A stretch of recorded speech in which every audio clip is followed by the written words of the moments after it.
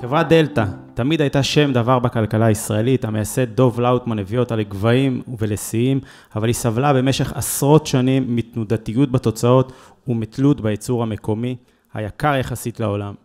הייצור עבר לירדן ולמקומות אחרים בעולם, ועדיין דלתא הגדולה יחסית די דשדשה. אייזיק דבאח רכש לפני 15 שנה את השליטה בחברה לפי שווי של פחות מ-200 מיליון שקל. היום היא שווה 4.6 מיליארד שקל, ובדרך היא שילמה הרבה דיבידנדים. דלתא הפכה להיות ישראלית גלובלית שרוכשת חברות בעולם ומתרחבת להיות חברה בולטת גם בקנה מידה בינלאומי. אני מזמין את אייזיק דבאח הבעלים ומנכ"ל דלתא ואת ליאור קינן לשיחה.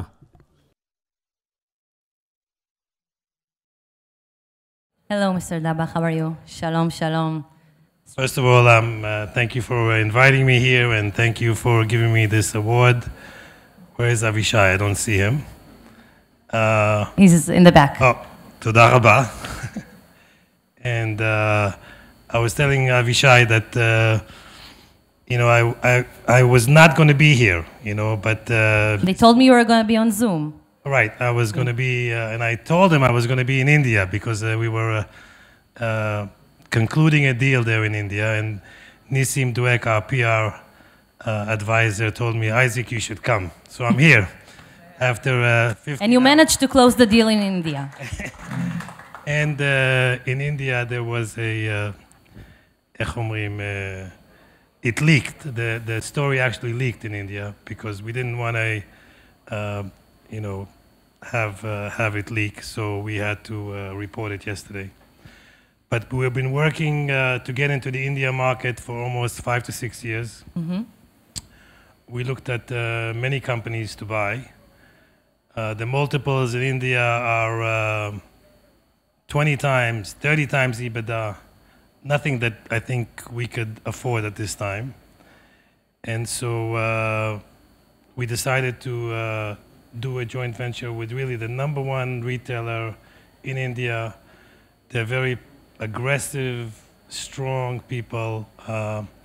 It took us a year and a half, in Bar Schwartz, who manages our development and acquisition, has been there many times trying to negotiate a deal. It was not easy.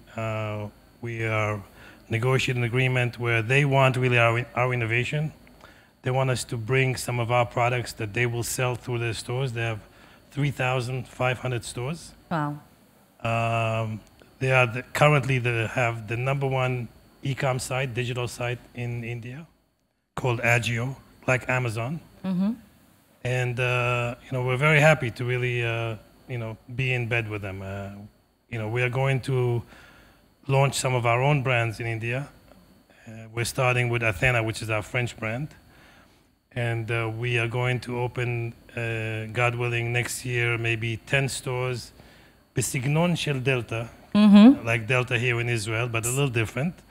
So that brings me to the bigger question I want to talk about, because Delta is almost 50 years old, and you took a company around 15 years ago that, as was mentioned here earlier, was pretty much in crisis and managed to bring it to a market value of 4.6 billion, if I'm not mistaken, and also make it a global company. Can you maybe tell us about 3 main factors that you think brought to this success? I think one of the first factors is really the team that we have, and some of the team is here really who do a great job for us. I mean, we have good management, and Gil Shimon, who has been with the company for 24 years, runs our global labor market, our private label, and Anat Bogner runs Delta Israel. These are just 2 of our management, and we have Yaniv Bendik, who has just announced that he's going to be the Samakal Ksafim Shel Delta. CFO. CFO. So we're very happy with the team. But I think the 3 things that make Delta unique. Number one, really, people look at Delta as an innovative company. We drive growth of our customers. So I could give you many examples. Let's start with Nike. Nike is our number one customer. 10 years ago, we developed for Nike basketball socks. We went to the equipment manufacturers and developed double heel in the front. You know, basketball players usually wear 2 or 3 socks. And we developed a way to have much more cushioning. In one sock. In one sock, that's right. They sold over 100 million of that sock. Wow. And I would say Nike's segment of the sock segment is the highest percentage to all of their competitors. So Deltã, I'm proud to say, we're the #1 supplier to Nike. We supply many other customers, and we drive their growth through our innovation. So that's #1 issue that differentiates us. I think the second thing really is that we're diversified, very diversified as a company. We're diversified from a product point of view.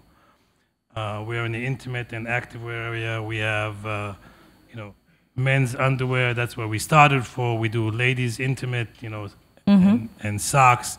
We do activewear and bras. We're diversified in our manufacturing. We have 14 factories around the world. We're diversified. We're able to sell. We're the only company that sells Dolce & Gabbana. We have a big program with them coming up next month. And we also sell Walmart. So we sell the mid, upper tier.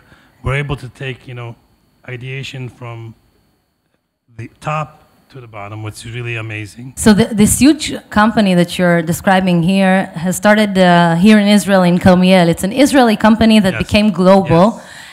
How much is the Israeli part still significant in Deltã, and how important is that for you? First of all, I was born in Israel. I know, in Jerusalem. Right. I left at the age of 10 and 11, and I always say I love my parents, but I was upset that they left the country, so I came back. And when I took over Deltã, I hired a coach to help me understand the Israeli culture. It was different for me. I was left at 10, 11 years old. I live in the States for 50 years or more than 50 years. Slight differences. Slight differences. But I will tell you, after being the CEO of Deltã for 15 years, there's no better people than the Israeli people. They think out of the box. They're loyal. They're entrepreneur. They're passionate, Has it been difficult during the war, being an Israeli company? I would say I'm amazed at their resiliency.